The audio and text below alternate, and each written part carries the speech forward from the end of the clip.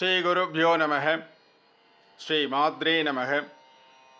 ஹேமகும்போபமௌத்துங்க வக்ஷோஜபாராவனம்ரே திரிலோகாவனம்ரே.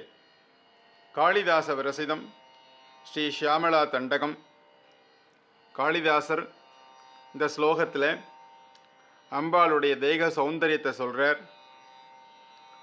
சுஸ்ஸபேசாய மங்களம் சிவச்சிதம்பரம் சிவகாமசுந்தரி அம்பிகா சமேதம் அனந்த நடராஜமூர்த்தி கிருபா கடாட்சம் எல்லோருக்கும் கிடைக்கட்டும்.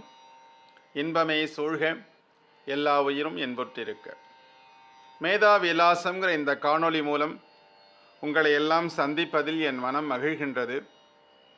சிறப்பான சிந்தனைகளை நம்முடைய வாழ்க்கையின் பயனுக்காக பார்த்து வருகின்றோம். இந்த மேதா விலாசம் காணொளியை எல்லோருக்கும் சப்ஸ்கிரைப் பண்ணுங்க. எல்லோரும் பயனடையுமாறு கேட்டுக்கொள்கின்றேன்.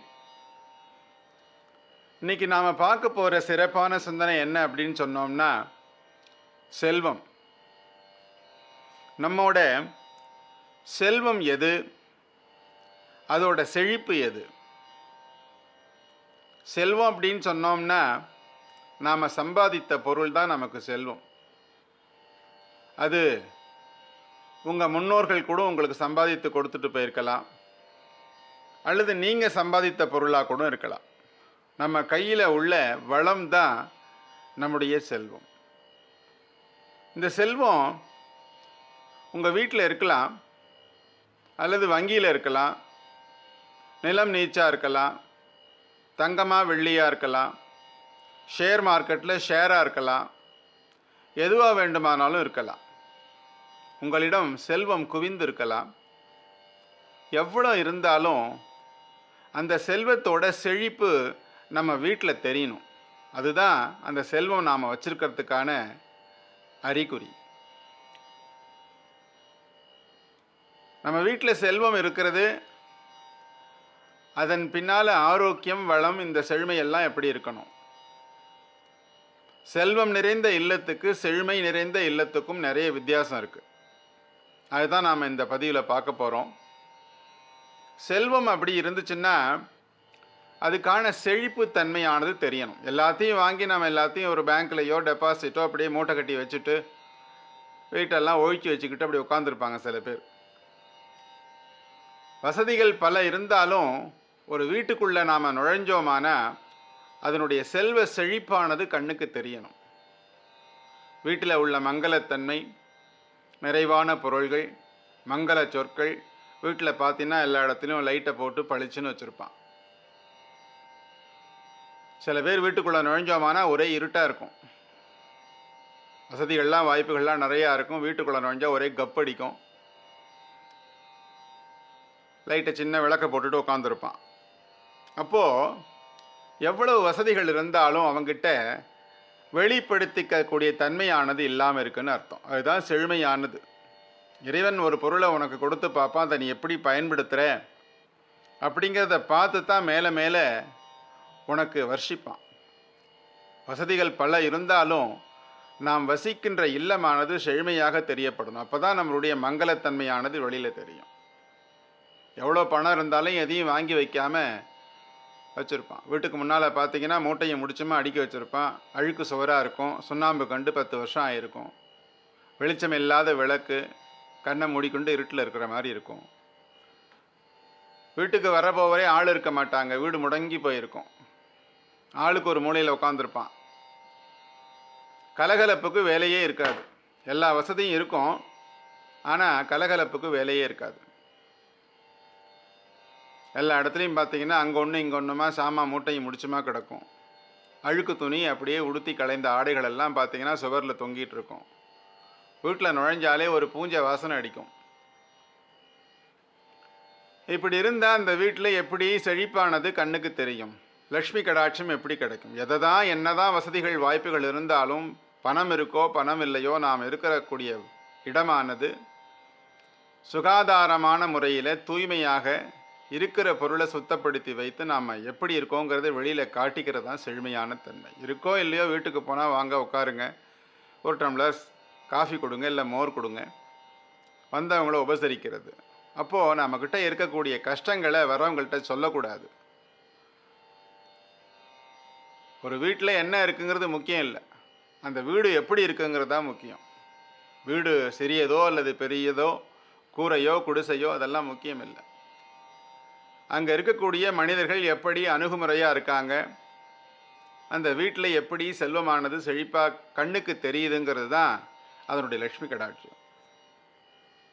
ஆகையினால நாம் ஒரு வீட்டை எப்படி வைத்து கொள்ள வேண்டும்ங்கிறது முக்கியமான ஒரு விஷயம். அதை கொண்டு தான் எல்லாம், இல்லம் சரியாக இருந்தால் தான் எல்லாத்தையும் நாம் கொண்டு உள்ளே வந்து சேர்க்க முடியும். அதுக்கு நமக்கு வீடு இருக்கக்கூடிய இல்லமானது செழுமையானதாக இருக்க வேண்டும். பணம் இருக்கோ இல்லையோ, நம்முடைய வார்த்தையில் செழுமை இருக்கணும், நம்முடைய செயல்பாடில் செழுமை இருக்கணும், கொடுக்க வைக்க வாங்க இருக்கணும்.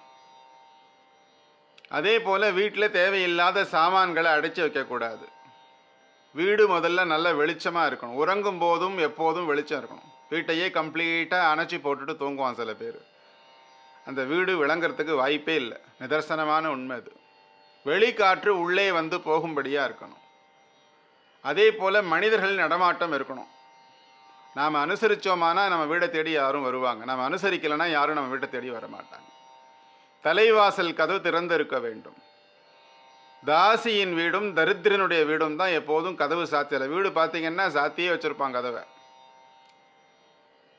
தாசியினுடைய வீடும் தரித்திரனுடைய வாசியினுடைய வீடும் தான் எப்போதும் சாத்தி இருக்கணும்னு முன்னோர்கள் சொல்லுவாங்க. வீட்டில் ஜனசந்தடிக்கு வாய்ப்பு இருக்க வேண்டும். வேலைக்காரனாவது உலாவிட்டு இருக்கணும்.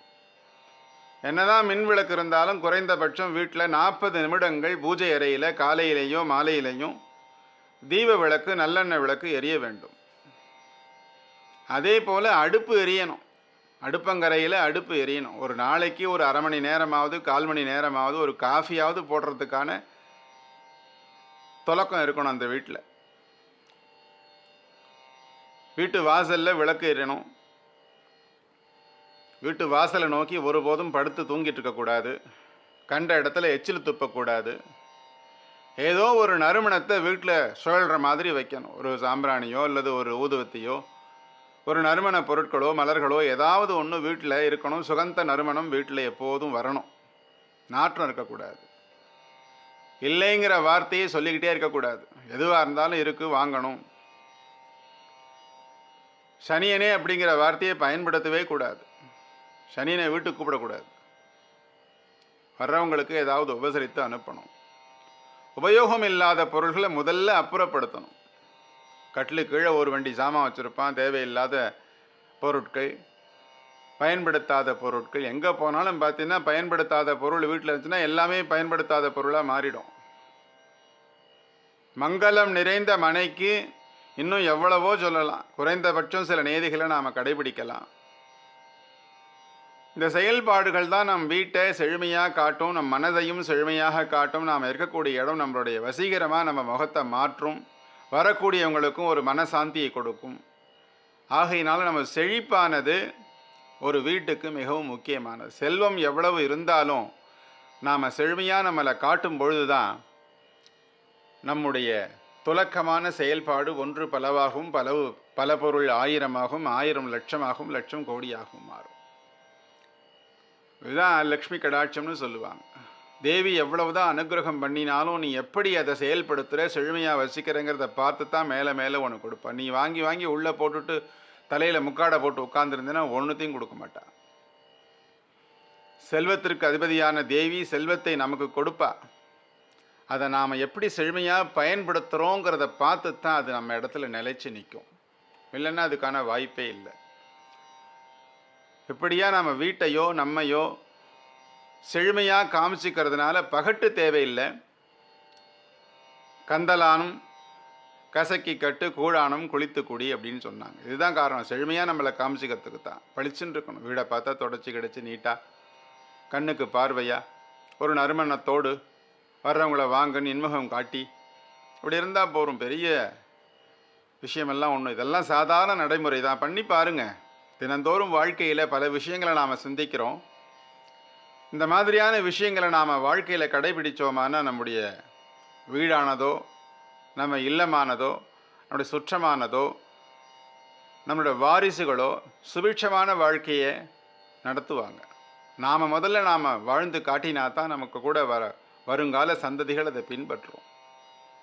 ஆகையினால செல்வத்தை நாம் சேர்த்து வைக்கிறோமோ இல்லையோ, செழுமையை நாம் காட்டணும். அப்போது தான் நம்மக்கிட்ட செல்வமானது தங்கும். ஆகையினால செல்வம் வேறு, செழுமை வேறு. செல்வம் இருக்கோ இல்லையோ, செழுமையாக உங்களை காட்டுங்க.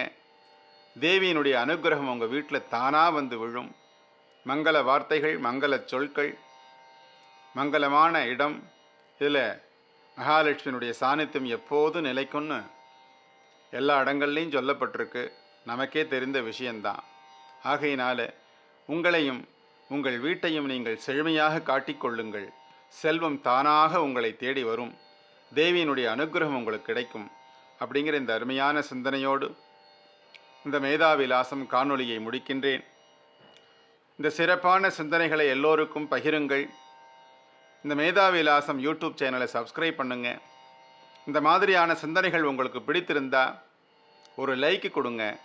இதை பற்றின விமர்சனங்களை நீங்கள் கமெண்ட்டில் கொடுங்க. அது எல்லாத்துக்கும் ஆர்வமானதாகவும் இருக்கும், பயனுள்ளதாகவும் இருக்கும். நன்றி, வணக்கம்.